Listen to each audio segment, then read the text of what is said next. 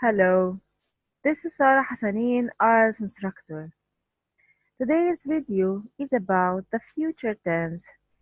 In this video, I'm going to explain to you how to use the future tense and how to form it. And finally, I'm going to give you some exercises in order to practice using the future tense in sentences.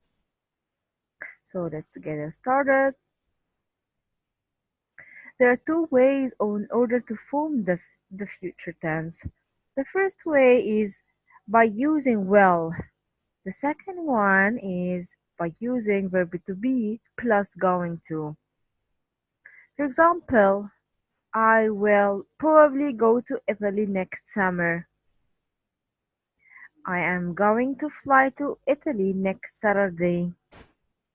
And of course, I'm reading them for you here in order to know how just to read them. But of course, in your daily conversations or while doing the speaking tests in IELTS, don't ever use well in this way. I mean, don't tell I will probably go.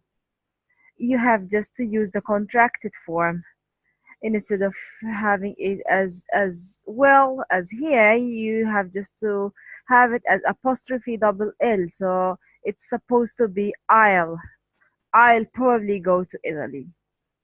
And it's the same case here. Don't ever tell I am going, no. Just use the contracted form, the apostrophe M. It will be I'm going to. I'm going to fly to Italy next Saturday. As you can see here, the two sentences are in the future. But although both of them refer to the future, they don't have actually the same meaning. They are different in their meanings. So let me just differentiate between both of them. I'll start telling you about the word going to. Going to is used to express the future plans. That's the first use of going to here. For example, today I'm going to drive my new motorcycle, then I'm going to phone my best friend, and finally I'm going to read my favorite novel. So once you have a plan and you need just to describe it for somebody, so you need to use going to in order to express it correctly. The second way or the second use of going to is predictions with present evidence. When there's an evidence, for example, like here, there are black clouds over there. So in the sky, so this is an evidence of what I can tell that it's going to rain. How I predicted that it's going to rain, of course, from the evidence, from the black clouds in the sky. Another example here, as you can see, this lady is pregnant, and I can expect or predict that she is going to have a baby. And regarding the form of going to, it consists of verb to be, as I told you earlier, plus going to. And that verb to be, of course, differs and depends, of course, on the subject of the sentence. If you're having you have just to use am, of course. But if you're having is, or I mean, if you're having he, she, or it, you need to use is, or any singular noun, of course, takes also is.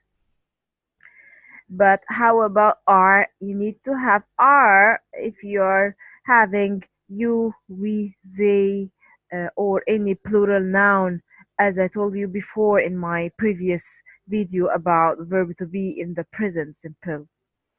So here, let me just give you an example. In the affirmative form, I'm going to travel by plane. And how about the question form? In the question form, you need to invert the subject and the verb. You will never say you are going to. No, you are going to. This is not a question. In order to have it as a question, you need to invert the subject and the verb. So it will be are you going to travel by plane? And if you need to have the negative form, simply you have just to add not to the sentence. So instead of saying I'm going to travel, you will say I am not going to travel by plane because I'm going to fly in a hot air balloon. These are the three forms of going to in the affirmative form, question, and negative form. Then let's move to well.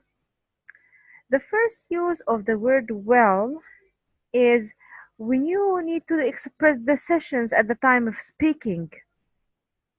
For example, I left the door open. I will close it right now.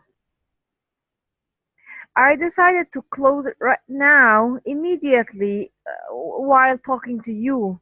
At the time of speaking, immediately I decided just to close it right now. Number two, what would you like to drink, sir? I will have a cup of coffee, please. He decided to have a cup of coffee. Just right now, he took the decision at the time of speaking. Number three, did you call Sally?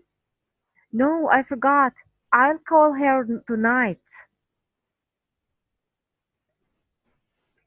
Then number two here, the second use of well is when you express your personal opinion. For example, I'm a little hungry. I think I'll have a sandwich. I don't think I'll go out tonight. I'm too tired. So once you express what you think, your own personal view, remember to have well, of course, in the future form. When you just express something which will happen in the future, and that something that would which will happen in the future is something which refers to your own view. Number three, we have to use well in order to express offers, promises, and predictions.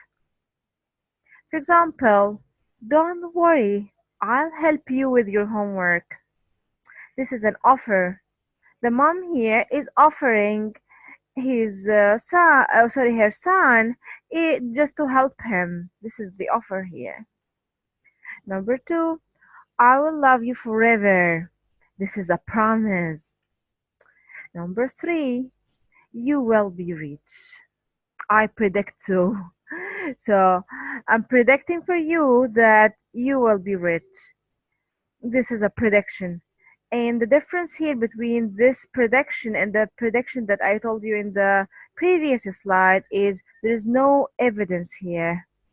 Not like the prediction which we used before with going to. And in order to form well in the affirmative form, for example, I will travel to Madrid in October. Well here in the affirmative form is used with all the pronouns, all of them, with I, he, she, it, we, they, you, with all of them it is used, and with the singular or the plural, all the subjects take well. And in the question form, you just need to invert the subject and the verb. So it will be, will you travel by bus?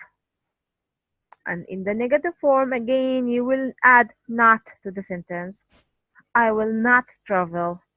And as I told you in speaking, try to use the contracted form. So it will be, I once traveled. So again, two more examples. Will you travel by train or by bus? I once traveled by bus. I'll probably travel by train. Let's do the exercises. I need you just to stop the video for only 1 minute or maximum 2 minutes in order to finish writing your own responses for all your questions here for the 5 questions.